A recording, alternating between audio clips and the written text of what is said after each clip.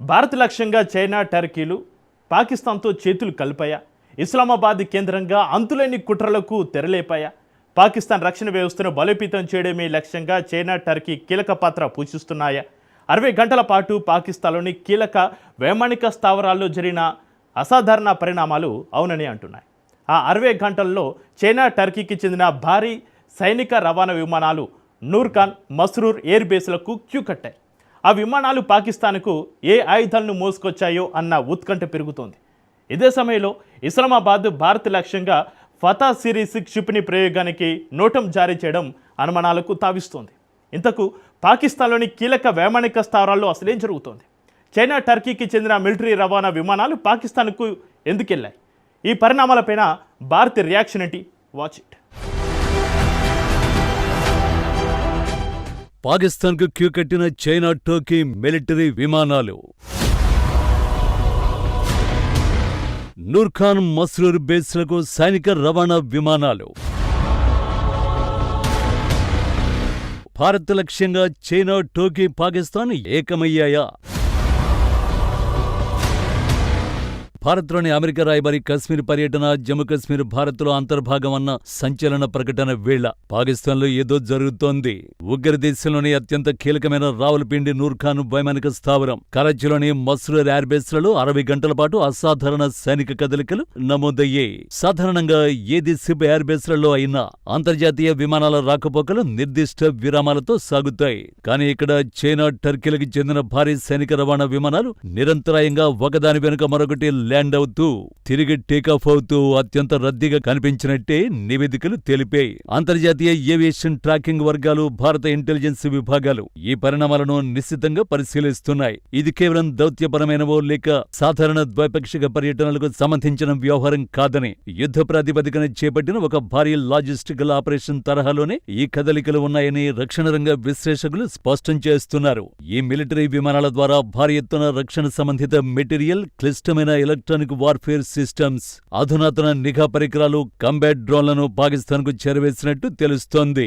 ప్రస్తుతం ఆధునిక యుద్ధ తంత్రంలో డ్రోన్ల పాత్ర అత్యంత కీలకంగా మారిన నేపథ్యంలో చైనా, టర్కీ తయారు చేసిన అత్యాధునిక అన్మాన్డ్ ఏరియల్ వెహికల్స్ ని పాక్ తన వద్ద నిల్వ చేసుకుంటోంది. అయితే ఈ వేగవంతమైన ఎయిర్లిఫ్ట్ వెనుక పాక్ సైనిక బలాన్ని త్వరితగతిన ఆధునీకరించే కుట్ర దాగి ఉందన్న అనుమానాలు వ్యక్తమవుతున్నాయి.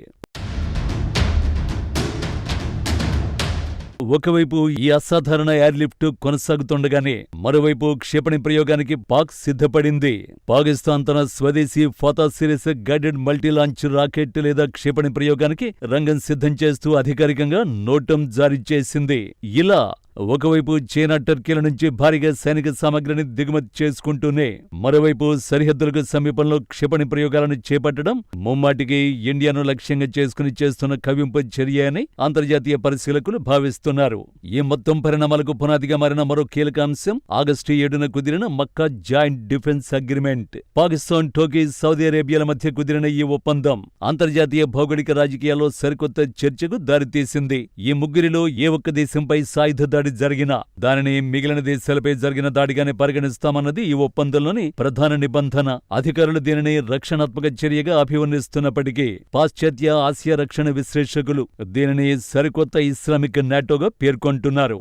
ఈ కూటమి భవిష్యత్తులో భారత భద్రతా ప్రయోజనాలకు వ్యతిరేకంగా ఒక ఉమ్మడి శక్తిగా రూపాంతరం చెందే అవకాశాలున్నాయన్న కోణంలో లోతైన విశ్లేషణలు సాగుతున్నాయి. ఈ క్రమంలో టర్కీ పాత్ర ప్రత్యేక దృష్టిని ఆకర్షిస్తోంది. కొన్నేళ్లుగా పాకిస్తాన్కు టర్కీ ఒక ప్రధాన రక్షణ భాగస్వామిగా అవతరించింది. ముఖ్యంగా aerospace, naval systems, drone technology రంగాల్లో ఇరు దేశాల బంధం బాగా బలపడింది. టర్కీ అత్యంత ప్రతిష్టాత్మకంగా రూపొందిస్తున్న 5వ తరం స్టెల్త్ ఫైటర్ జెట్ ఖాన్ ప్రాజెక్టులో ఇప్పటికే దాదాపు 200 మంది పాకిస్తానీ ఏరోస్పేస్ ఇంజనీర్లు పనిచేస్తున్నారు. పాకిస్తాన్ను అధికారికంగా ఈ ఫైటర్ జెట్ ప్రాజెక్టులోకి భాగస్వామిగా చేర్చుకునేందుకు ఎర్డోగన్ ప్రభుత్వం చర్చలు మొదలుపెట్టింది. దీని ద్వారా అత్యాధునిక స్టెల్త్ సాంకేతికత సొంతం చేసుకుని భవిష్యత్తు గగనతల పోరులో భారత్కు సవాలు విసరాలని పాక్ ఎత్తుగడలు వేస్తోంది.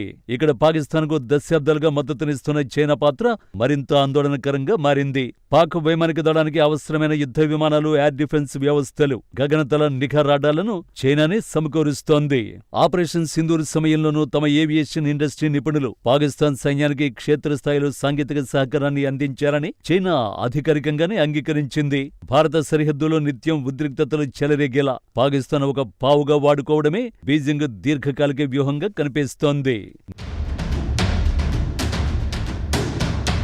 నిజానికి కశ్మీర్ అంశాన్ని నిరంతరం అంతర్జాతీయ వేదికలపై ప్రస్తావిస్తూ వివాదాస్పదం చేసే అజెండాతో పాకిస్తాన్, టర్కీ ఇప్పటికే ఒక్కటయ్యాయి. ఈ రెండు దేశాలకు బీజింగ్ తెర వెనుక మద్దతునిస్తోంది. తాజా పరిణామాలతో భారత్ను అన్ని రకాలుగా ఇరుకున పెట్టాలనే లక్ష్యంతోనే ఈ శక్తులన్నీ ఏకమవుతున్నాయా అన్న అనుమానాలు బలపడుతున్నాయి. మరోవైపు ఈ అసాధారణ ఎయిర్లిఫ్ట్, పాకిస్తాన్ క్షిపణి సన్నాహాల నేపథ్యంలో భారత నిఘా విభాగాలు, త్రివిధ దళాలు అత్యున్నత స్థాయి అప్రమత్తతను ప్రకటించాయి. పాక్ ఎయిర్ బేస్లలో ల్యాండ్ అయిన ప్రతి విమానం కదలికలను, వాటి ద్వారా వచ్చిన సైనిక పరికరాల తరలింపును భారత సైనిక నిఘా విభాగాలు శాటిలైట్ నెట్వర్క్ ద్వారా నిశ్చితంగా ట్రాక్ చేస్తున్నాయి. పశ్చిమ సరిహద్దు వెంబడి ఉన్న ఇండియన్ ఎయిర్ బేస్లు, రాడార్ కేంద్రాలను హై అలర్టులో ఉంచడమే కాకుండా ఏ దుస్సాహసం జరిగినా తక్షణమే సమర్థవంతంగా తిప్పికొట్టేలా ఎయిర్ డిఫెన్స్ బలగాలు సిద్ధంగా ఉన్నాయి.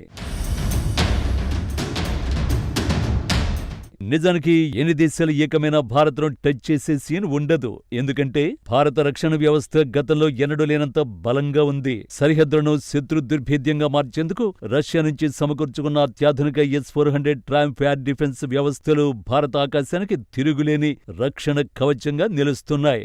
వీటికి తోడు రాఫెల్ యుద్ధ విమానాలు, స్వదేశీ బ్రహ్మోస్ సూపర్సోనిక్ క్రూయిజ్ మిస్సైళ్లు, ఆకాశ క్షిపణి వ్యవస్థలు శత్రువుల ఎలాంటి క్షిపణి దాడినైనా, ఎంతటి అధునాతన డ్రోన్ దాడులనైనా సెకన్ల వ్యవధిలోనే గగనతలంలోనే నేలమట్టం చేసి అద్భుతమైన సామర్థ్యాన్ని కలిగి ఉన్నాయి.